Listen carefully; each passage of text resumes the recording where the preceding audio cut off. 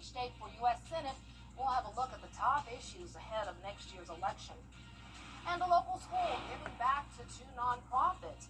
We'll have the story as your news at 7 starts now.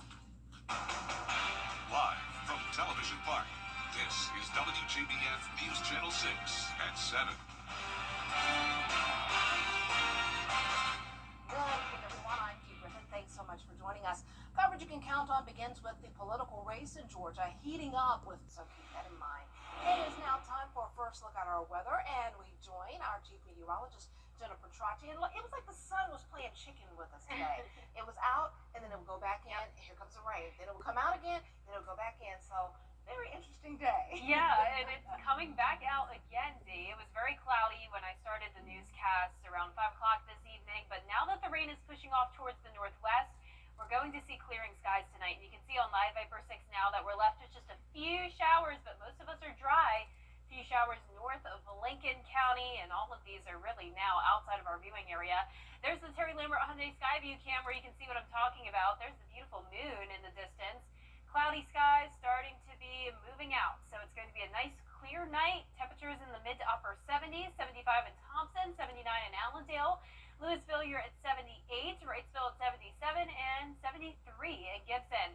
We have higher dew points in our Georgia counties where we just saw the rain. Our South Carolina counties have been dry over the past couple of hours, but a lot of us saw some rain today. Very beneficial rain, that is, and winds are coming out of the east.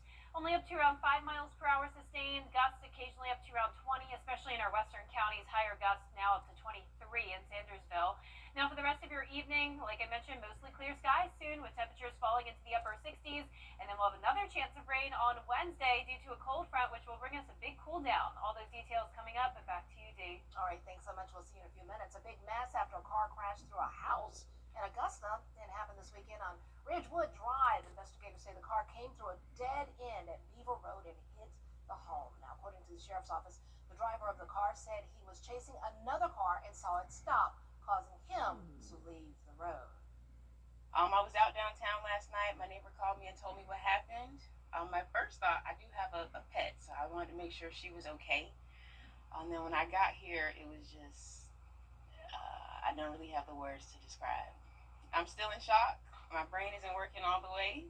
I've never seen this happen to anyone. A car go straight through a house. Wow, it seems like something from a movie. Thank goodness she wasn't home. No one was hurt. The driver was cited and released with no arrest. Well, a big gang bust in Richmond County today. Georgia's gang prosecution unit indicted 11 people on 42 counts related to gang violence.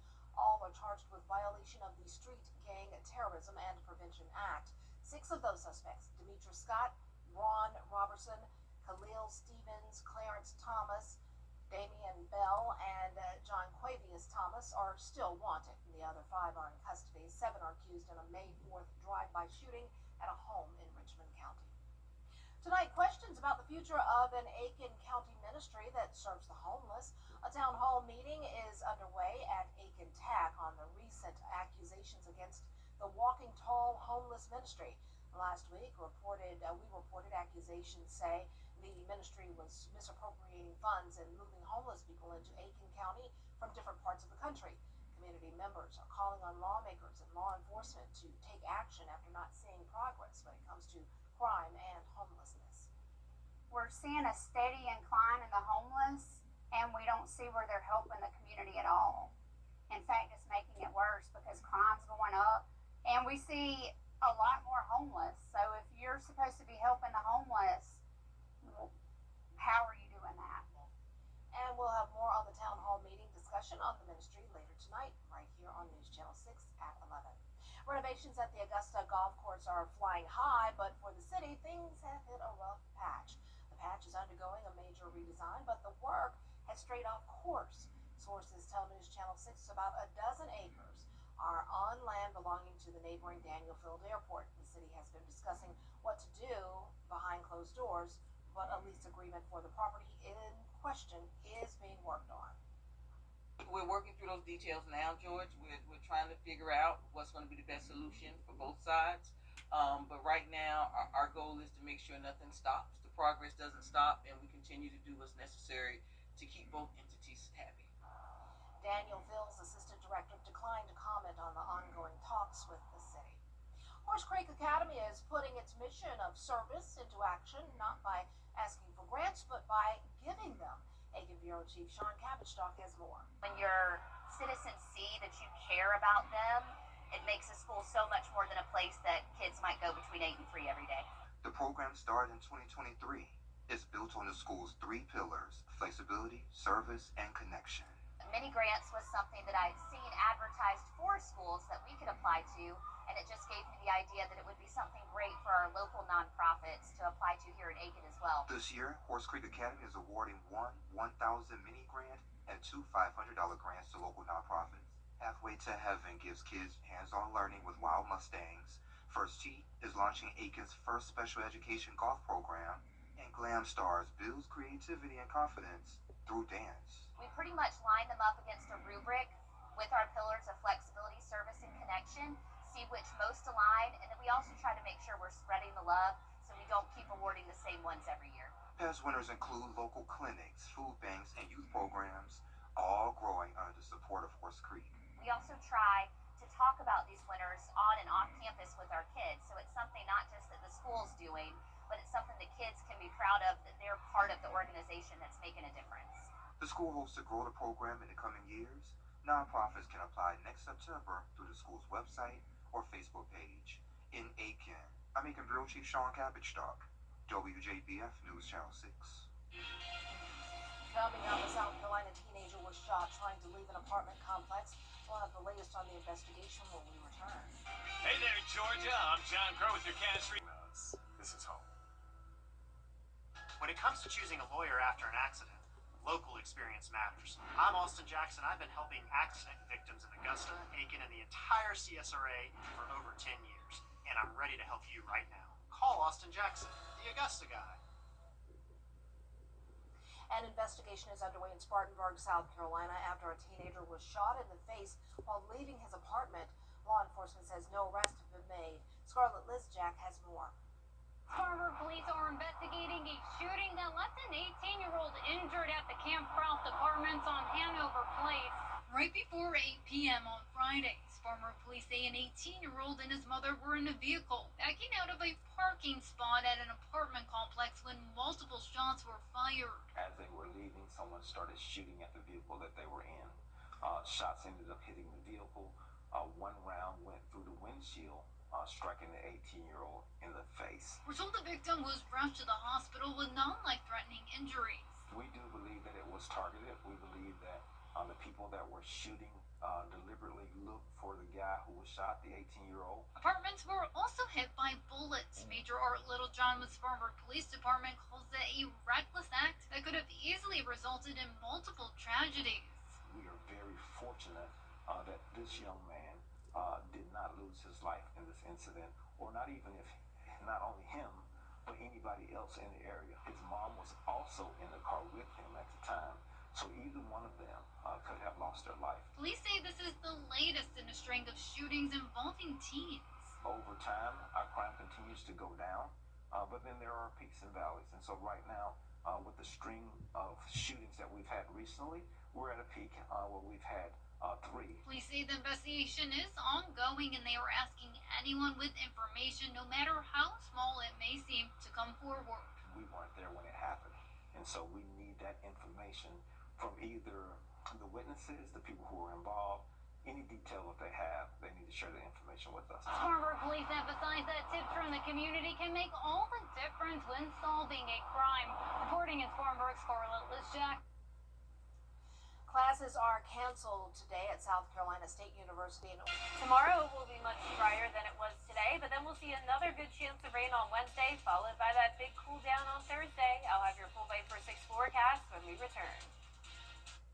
At Science Co, we'll even come to your home or work with our trusted delivery service. Come experience a pharmacy that cares and wants to know you. Family Pharmacy in Aiken for your wellness. Now, your most accurate forecast with WJBF Live Viper 6. Welcome back. I want to start out with a very special shout out to Our Lady of Peace Catholic School, where I visited the students last week. These kids were fantastic. I did 2 different presentations, one with the kindergarten through 4th grade students, and the next one with the 5th through 8th grade students. So here are the younger kids, and then here are the older kids. All of them did a great job learning about the weather and coming up to present their forecast at the end, like you can see there. So thank you so much to Our Lady of Peace for having me, and I look forward to coming back again next year. Now tonight we actually have a full moon. You saw it at the top of the show. This is the harvest moon. It's the largest and brightest full moon of the year, and it peaks tonight at 9:48 p.m. The name came back from when farmers would gather their crops this time of the year under the light of the moon before we had artificial lighting. Imagine that. So like I showed at the top of the show, here's our Terry Lambert Hyundai Sky View Cam. We had very cloudy skies today, but look at this. Just in time for the moon tonight, the clouds are starting to clear. You can see it there just outside of the corner of that cloud cover.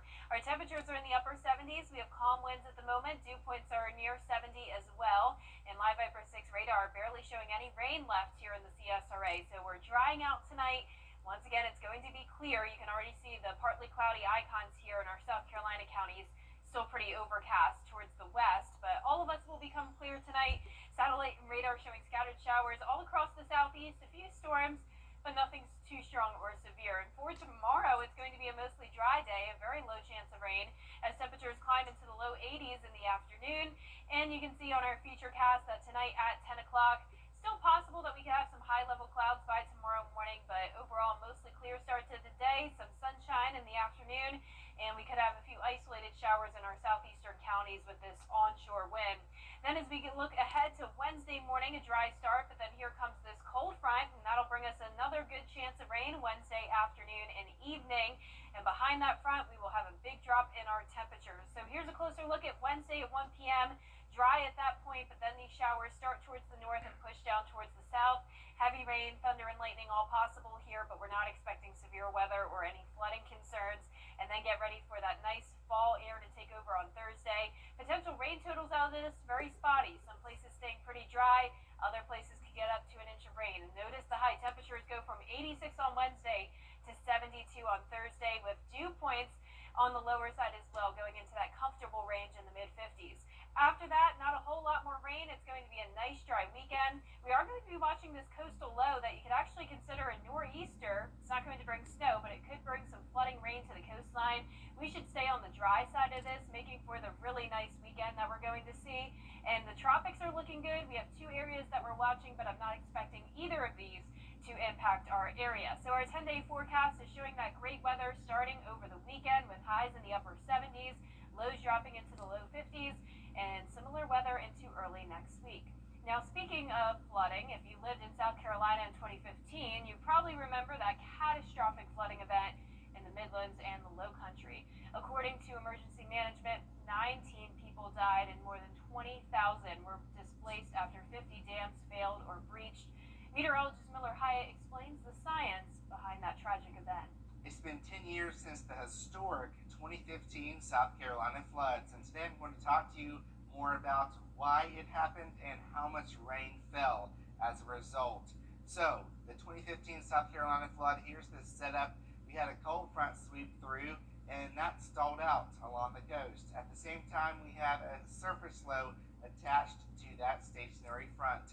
We also had an upper level low that was parked over the southeast, and these two together, along with Hurricane Joaquin, brought in a lot of rainfall. In fact, over 27 inches of rain fell in the Charleston area at Park West neighborhood, 26.88 in Mount Pleasant, which is a suburb of Charleston, Horry County, 23.74, Georgetown County, 23.50, and the list goes on and on.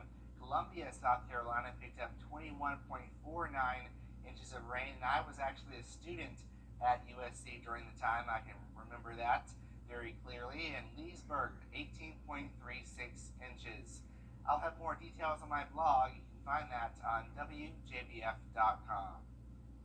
This time last year, we were all picking up the pieces from Hurricane Helene. Join us as we take a look back at that historic day in the CSRA and the long road back Hurricane Helene, Remembering and Recovering, is now available on demand on the WJBF 6 Plus app. You can download it on Roku, Amazon Fire, and Apple TV. Well, coming up, the government shutdown continues, how it's impacting organizations in South Carolina. Those details after the break. Right now, head down to Zaxby's Chicken Finger Tacos. Charleston, Atlanta, Savannah, and even Orlando. These are just a few of the cities that law firms have come from to advertise in the CSRA. When it comes to choosing a lawyer after an accident, local experience matters. Don't you want a law firm that has deep roots here? Well, that's my firm. I'm Austin Jackson. I've been helping accident victims in Augusta, Aiken, and the entire CSRA for over 10 years. And I'm ready to help you right now. Call Austin Jackson, the Augusta guy, 706-724-7224. Transform your space with Concrete Coatings of the South, where quality meets excellence. I'm attorney Latasha Barnes from the Barnes Law Office right here in Augusta, Georgia. If you've been injured, call me first. We are all people firm. We are women who win. Call us today or visit us at thebarneslawoffice.com. Krispy Kreme is out with some new donuts to mark the spooky season. Oh, today they're unleashing their spooktacular new trick-or-treat donuts. There's a candy bag donut with flavors from your favorite trick-or-treat haul, cookies and scream donuts with cookies and cream filling, a jack-o'-lantern donut with orange buttercream frosting, and a spooky sprinkle donut with a ghoulish green icing glow. They sound great. All of these donuts are available in stores now. I'll just take my son and have him try it. I'm trying to watch what I eat, and I'm trying to work out and lose some weight. So that was bad for me to see. But I'll take my son and maybe I can sniff it. Those look good. I was going to say, I know where I'm going tonight. May need to make a stop there. Yeah, you eat one for me. You can do it. Oh, Yes. Thanks. I mean, it's still not healthy for me by any means. You can do it. You have room to spare. But I may just have to have one tonight. I Well, think you should. our 10-day forecast, speaking of the fall, and as we're getting close to Halloween, it's really going to be feeling like fall, D, with temperatures falling big time from 86 on Wednesday with that chance of rain to sunshine and highs only in the low 70s and chilly mornings in the low to mid 50s. But we've had low to mid 50s for several mornings, as you know, but highs in the low 70s, we haven't seen that in a while. That's interesting. Well, I like it because I get out and walk and exercise. Yeah. So it feels good and crispy. Oh, yes. Thanks so much. Thank you for joining us. The next news continues on Channel 6 at 11 next.